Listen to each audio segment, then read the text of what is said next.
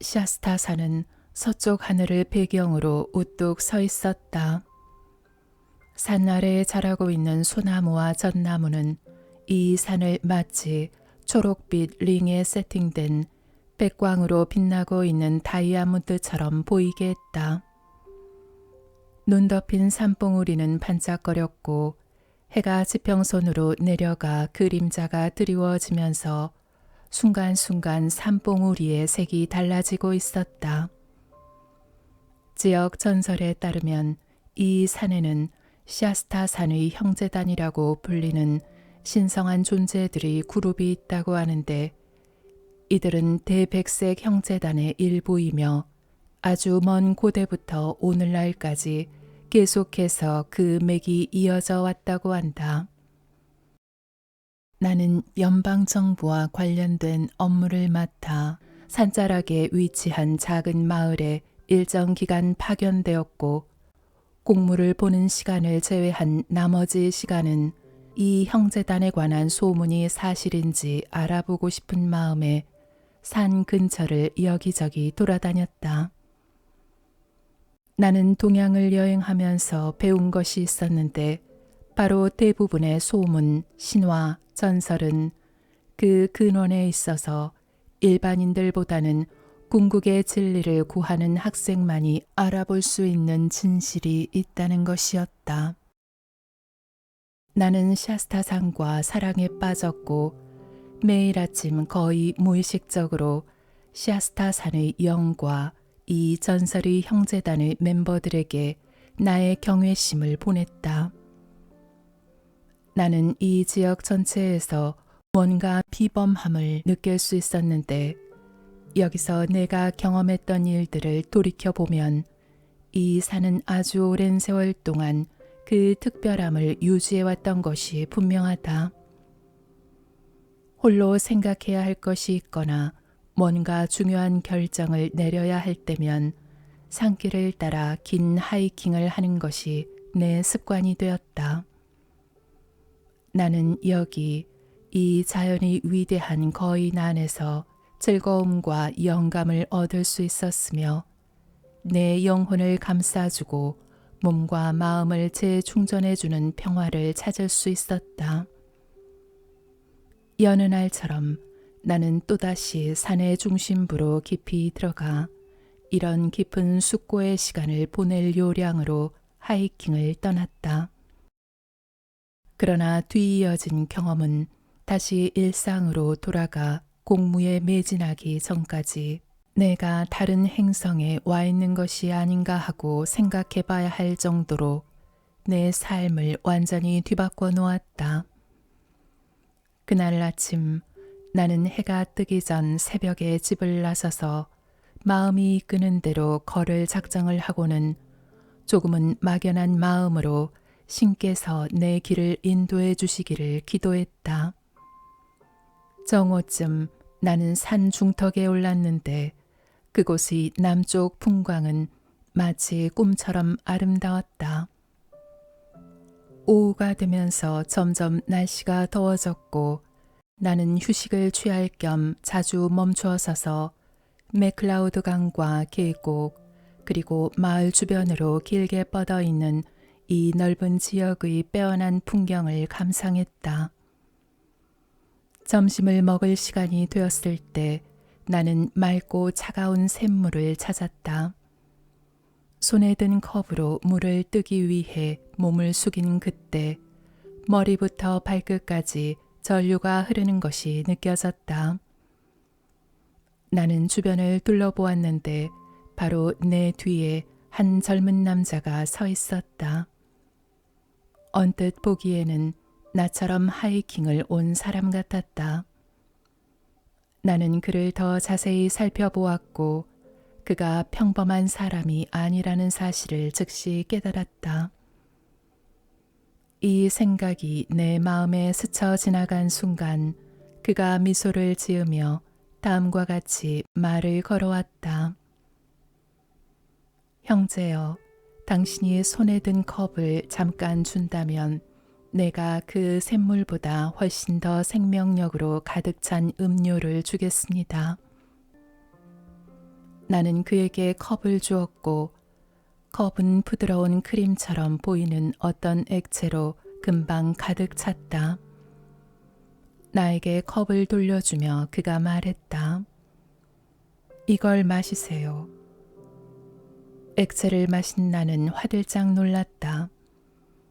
마시는 것은 물론이거니와 내 몸과 마음이 순간적으로 전기에 충전된 것처럼 활기를 되찾아 헉소리가 날 정도로 놀랐기 때문이다. 나는 그가 컵 속에 그 어떠한 것도 넣는 모습을 보지 못했으므로 무슨 일이 일어난 건지 궁금했다. 당신이 방금 마신 액체는 순수한 살아있는 생명 그 자체인 우주의 창고에서 직접 온 것입니다. 달리 말하자면 이것은 만상에 편재한 생명 그 자체에서 온 것이죠. 이 생명은 우리 주변의 모든 곳에 존재하고 있습니다. 만약 우리가 충분한 사랑을 가지고 명령한다면 이것은 우리의 의식적 통제와 명령에 기꺼이 복종하여 따르게 됩니다. 우주 전체가 사랑의 명령에 순종하기 때문이죠. 사랑으로 명령할 때 내가 현현하기를 원하는 모든 것이 그 순간 나타납니다. 그래서 내가 당신을 위해 원한 그것이 컵 속에 나타난 것입니다. 보세요. 내가 손을 내밀어 금을 원하기만 하면 금은 여기 있게 됩니다. 그 순간 그의 손바닥 위에는 10달러어치의 작은 금덩이가 놓여 있었다. 그가 이어서 말했다. 나는 당신 안에 이 위대한 법칙에 대한 어떤 내적 이해가 있음을 봅니다.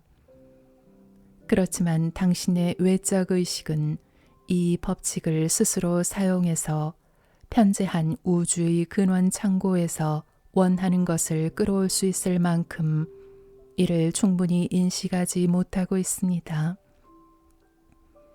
당신은 이러한 법칙의 현현을 목격할 수 있기를 흔들림 없이 진심으로 아주 강하게 열망해 왔습니다.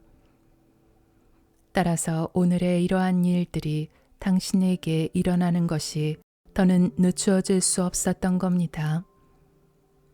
하지만 물질화는 존재의 위대한 진리의 활동 중 하나일 뿐입니다. 만약 당신의 그 내적 갈망이 이기적인 동기 혹은 단순 호기심에서 자유롭지 못한 것이었다면 오늘의 이런 경험은 결코 당신에게 찾아오지 않았을 겁니다. 오늘 아침 집을 나서면서 당신의 외적 마음은 평소처럼 하이킹을 하러 간다고 생각했습니다. 그러나 좀 더 깊은 측면에서 보면 당신은 내재한 신적 자아에서 나온 충동을 따라 당신이 정말로 간절히 열망했던 것들이 실현될 수 있는 장소와 상황, 사람에게로 스스로를 이끈 것입니다. 생명의 진리는 당신이 이 우주에서 현현할 수 있는 모든 가능성들을 창조할 수 있음을 가르쳐 줍니다. 그리고 이 창조의 욕구가 강렬한 감정을 수반할 때 이 욕구는 더 빨리 충족됩니다. 그렇지만 어떤 이가 어리석게도 하나님의 자녀들이나 그의 다른 창조물들을 파괴하고 고통을 주는 것을 창조하기를 요구한다면 그는 자신의 인생에서 그 부조화와 실패에 대한 대가를 경험하게 될 것입니다. 하나님께서는 그의 자녀들 모두가 모든 선한 것들의 풍요와 완전성 속에서 살아가길 바라십니다. 이것을 완전히 깨닫는 것은 진실로 중요합니다. 하나님은 완전성을 창조하셨으며 그의 자녀들에게도 그와 완전히 똑같은 권능을 주셨습니다. 따라서 하나님께서는 하나님의 자녀들이 완전성을 창조하기를 그리하여 이들이 지구와 지상의 모든 창조물들에 대한 신적 주권을 행사하고 표현하기를 바라십니다. 인류는 원래 하나님의 이미지 그대로 창조되었습니다. 그런데도 인류가 이 신적 주권을 행사하지 못하고 있는 것은 단 한 가지 이유 때문인데, 바로 그들에게 부여된 그가 사는 세계를 다스릴 수 있는 신성한 권리를 의식적으로 사용하지 않기 때문입니다. 다시 말해 하나님의 자녀들이 모든 창조물들을 향해 평화와 축복의 파동을 의식적으로 방사함으로써 이루어지는 하나님의 사랑의 법칙에 순종하고 있지 않기 때문입니다. 이것은 인류가 자신이 가장 높은 살아계신 하나님의 신전임을 받아들이고 인정하며 이 깨달음을 굳은 의지로서 자신의 의식에서 유지하지 못하고 있기 때문입니다. 지금처럼 시 공간 안에 한계 지어진 인류는 마치 돈이 필요하면서도 손을 내밀어 돈을 받지 않으려는 자와 비슷한 상황에 처해 있습니다. 돈이 필요한 사람이 앞으로 나와서 자신 앞에 내밀어져 있는 풍요를 받지 않으려 한다면 도대체 어떻게 그가 도움과 이익을 얻을 수 있겠습니까? 오늘날 대부분의 인류가 이 비유와 정확히 일치하는 의식 상태에 있습니다. 하나님이 자신의 가슴 안에 계시고 하나님이야말로 이 세계에 현현되는 모든 선함의 주인이요, 주시는 이요, 행하시는 이라는 진리를 인류가 받아들일 때까지는 이런 상황이 계속될 것입니다. 모든 인간의 개체적 자아는 인간의 외부적 활동과 의식 안에 있는 그 어떤 것도 진실로 자신의 것이 아니라는 사실을 완전히 그리고 조건 없이 인정해야 합니다. 하다못해 그가 자신 안에 내재한 위대하신 하나님을 인식할 수 있게 하는 에너지조차도 하나님에게서 나오고 있는 것입니다. 내재하신 그 위대한 자아를 향한 사랑과 감사, 그리고 진리, 건강, 자유, 평화, 풍요 등과 같은 올바른 창조력의 사용을 당신의 의식적 마음 안에 흔들리지 않은 채로 붙들고 있을 수 있다면 그것들은 베풀고 봉사하고자 하는 사랑과 자비의 마음을 통한 감정에 의해, 그리고 우주의 위대한 자력의 법칙에 의해 당신이 쓸 수 있도록 이 창조계에 나타날 것입니다. 영원히 변치 않는 생명의 법칙은 다음과 같습니다. 당신이 생각하고 느끼는 것은 무엇이든 이 세계의 형태로 나타난다. 당신이 생각하는 곳이 당신이 존재하는 곳이다. 당신과 당신의 의식이 진실로 하나이기 때문이다. 당신은 당신이 명상하는 대상의 형태 그대로 존재하게 된다. 누군가가 미움, 저주, 욕심, 부러움, 질투, 비판, 두려움, 의심 또는 의혹 등과 같은 부정적인 것에 상념과 생각을 집중하고 자신의 감정을 이 상념들에 놓아둔다면 그는 반드시 부조화와 실패 그리고 큰 피해를 자신의 세계로 불러오게 될 것입니다. 국가, 사람, 장소, 상황, 사물 등 그것이 어떤 것에 대한 생각이든 상관없이 이러한 상념이 자신의 의식에 계속 거하도록 허용하는 것은 곧 자신의 의식으로 이러한 부조화의 활동을 계속해서 흡수하고 있는 것입니다. 이러한 어려움과 고통을 자기 자신이 경험하도록 스스로를 밀어넣는 꼴과 같은 것이지요.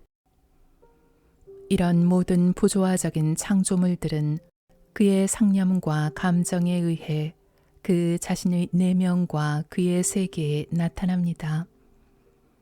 어떤 경우 당신이 자신의 외적 의식에서 한 특정 생각을 인식하기도 전에 이에 대한 습관적인 감정 에너지가 순간적으로 떠오를 때가 있습니다. 이런 경험들은 당신이 무의식적으로 그리고 습관적으로 자신의 의식 안에 창조에 쌓아왔던 에너지가 얼마나 큰지를 보여줍니다. 생명의 감정적 활동은 인간의 의식에서 가장 취약한 부분입니다. 이러한 무의식적 감정 에너지의 축적에 의해 생각이 물질의 원자를 구성하는 창조계로 투사되고 결국 상념은 물질화되어 나타납니다. 의식과 무의식에서 올라오는 느낌의 통제가 얼마나 중요한 것인지는 아무리 강조해도 지나치지 않습니다. 감정을 통제하는 것은 생명의 활동에 있어 마음의 균형과 몸의 건강을 유지하는 데 있어 그리고 마침내는 이 세계에서의 일의 성공과 성취를 이루는 데 있어 가장 중요하기 때문입니다. 생각은 감정의 옷을 입기 전에는 결코 사물이 될 수 없습니다. 성령은 생명이신 하나님의 감정적인 부분이고 신성한 사랑의 활동이며 하나님의 모성의 표현입니다. 성령에 대한 죄가 크나큰 괴로움을 불러일으키는 이유가 바로 이겁니다. 모든 감정 안에 나타나는 어떤 형태의 부조화도 사랑의 법칙, 즉 균형, 조화, 완전성의 법칙을 거스르는 것이기 때문입니다. 우주에서 이 사랑의 법칙을 거스르는 가장 큰 죄악은 인류가 매 순간 내보내고 있는 파괴적이고 흥분된 감정입니다. 언젠가 인류는 자신이 매일 경험하는 개인적인 감정의 파도를 통제할 수 없을 때 현재 지구 위와 그 하위 차원에 존재하는 사악하고 파괴적인 세력들이 자신을 표적으로 삼아 영향을 줄 수 있다는 사실을 깨닫게 될 것입니다. 하지만 아무리 파괴적인 상념이라 해도 감정의 세계를 통과하지 않고는 그것이 행위로 나타날 수도 물질계에서 나타날 수도 없습니다.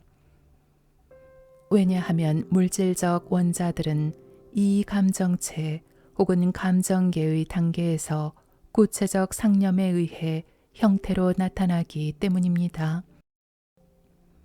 갑작스러운 폭발음이 그것을 듣는 사람의 신경계에 충격을 주어 육신을 구성하는 세포 구조에 급격히 떨리는 느낌을 만들어내는 것처럼 흥분되어 있는 사람의 상념과 감정의 폭발들은 의식적으로든 무의식적으로든 의도적이었든 그렇지 않든 이러한 부조화적인 파동을 내보내는 사람의 마음과 몸, 그리고 그의 세계를 이루고 있는 원자들의 구조 안에 있는 미묘한 에너지체들에 충격을 줍니다. 그리고 결국에는 이들을 방해 분해하게 됩니다. 부조화스러운 감정은 육신의 노화와 기억력 감소 등과 같은 인간적 경험 세계에서의 모든 실패들을 만들어냅니다.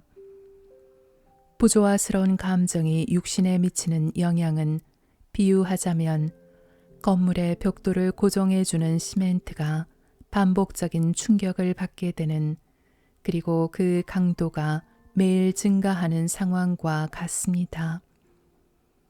시멘트를 구성하는 입자들에 이렇게 계속 충격이 가해지면 벽돌을 붙잡고 있는 힘이 약해져서 결국 건물은 통째로 무너져 내릴 것입니다. 바로 이것이 인류가 끊임없이 자신의 몸을 이루는 원자 구조물에 행하고 있는 일입니다. 부조화스러운 상념과 감정에 집중함으로써 이것이 그대로 자신 안에 표현되도록 허용하는 일에는 사실상 노력이 거의 필요하지 않습니다. 이렇게 하는 것은 미성숙하고 훈련되지 않은 인류의 습관적 활동이기도 합니다. 아집만이 강해진 인류는 자신이 존재하는 법칙을 이해하기를 거부하고 그 법칙에 순종하기를 거부합니다.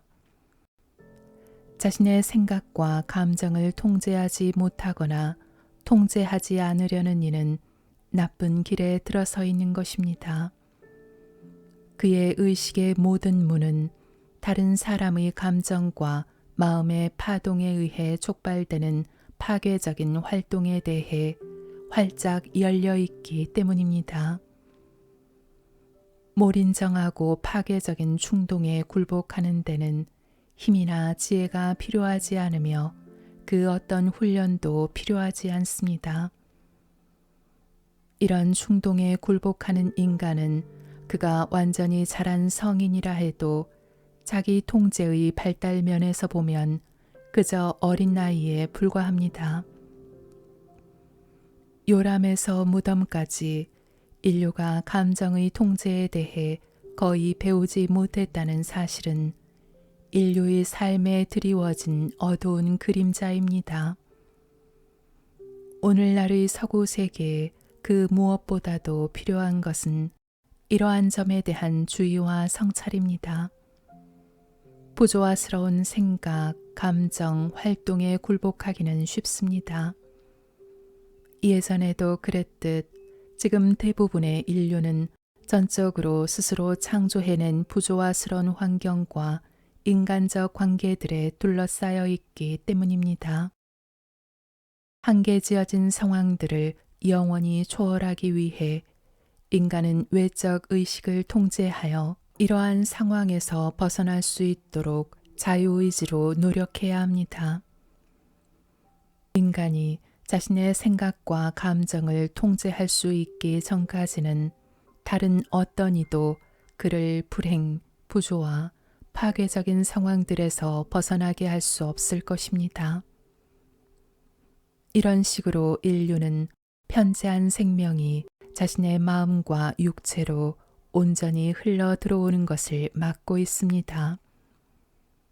그리하여 그는 부조화적 특성들을 자신의 생명의 흐름 속으로 가져오게 되는데 이러한 부조화는 결국 그의 의식 안에서 일어난 조화를 깨뜨리는 모든 세세한 것들에서 시작된 것입니다. 95% 인류의 감정과 생각들은 마치 작은 떠돌이 개처럼 통제되지 않은 채로 아무렇게나 떠돌아다니고 있습니다. 따라서 처음에는 많은 훈련과 끊임없는 노력이 필요한 것이 사실입니다. 하지만 생각과 감정이라는 이 두 활동을 통제하는데 얼마나 많은 시간, 에너지, 노력을 들이든지 간에 이를 이루어내는 것은 충분히 가치 있는 일입니다. 자신의 삶과 세상에 대한 영원한 주권의 회복은 이런 노력 없이는 얻을 수 없는 것이니 말입니다. 내가 이 높은 법칙들의 사용법을 당신에게 가르칠 수 있다면 그것은 나에게 큰 기쁨이자 특권이 될 것입니다. 높은 법칙들의 올바른 적용과 활용은 당신 안에 내재한 참된 지혜와 모든 완전성이 나타날 수 있도록 도와줍니다. 자기 자신의 상념과 감정을 통제하는 가장 기본적인 첫 번째 단계는 몸과 마음의 모든 외적 활동을 고요히 하여 멈추는 것에서 시작됩니다. 자기 전 15분에서 30분, 아침에 일어나 하루를 시작하기 전 15분에서 30분 정도 내가 지금 알려드리는 수행을 하기 위해 노력하는 이에게는 놀라운 결과가 있게 될 것입니다. 두 번째 단계는 방해받지 않는 조용한 곳에서 몸과 마음의 활동을 완전히 멈추어 고요히 하는 것입니다. 그리고 눈부시게 반짝이는 백광에 자신의 육체가 감싸이는 것을 느끼십시오. 처음 5분 동안은 이 백광에 쌓인 몸에 의식을 집중하십시오. 그 다음에는 가슴 중앙의 황금빛 태양으로 시각화할 수 있는 내재하신 권능의 하나님과 당신의 외적 자아 간의 연결을 인식하고 또 강하게 느껴보십시오. 다음으로는 이 연결에 대한 인정의 단계가 필요합니다. 나는 지금 기쁘게 내 안에 내재한 신성한 하나님, 즉 순수한 그리스도를 완전히 받아들입니다 하고 말하세요. 이 빛의 크나큰 광위를 느껴보세요. 최소한 10분 이상 그 광휘가 몸의 세포 하나하나에서 더 강렬하게 타오르는 것을 느껴보세요. 그리고 다음과 같은 선언과 함께 명상을 마치세요. 나는 내 안에 내재하신 이 빛의 아이입니다. 나는 내 안에 내재하신 이 빛을 사랑합니다. 나는 내 안에 내재하신 이 빛에 봉사합니다. 나는 내재하신 이 빛과 함께 살아갑니다.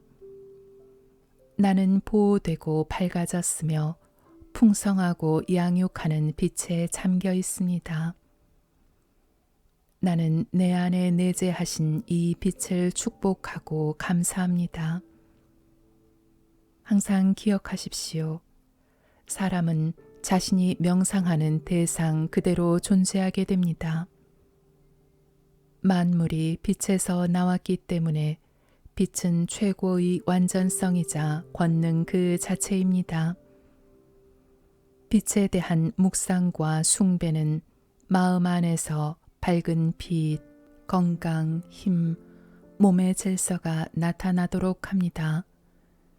진정으로 빛을 묵상하고 숭배하며 그것을 유지하려 노력하는 사람이 있다면 그의 일에는 성공과 조화, 평화가 나타나게 됩니다.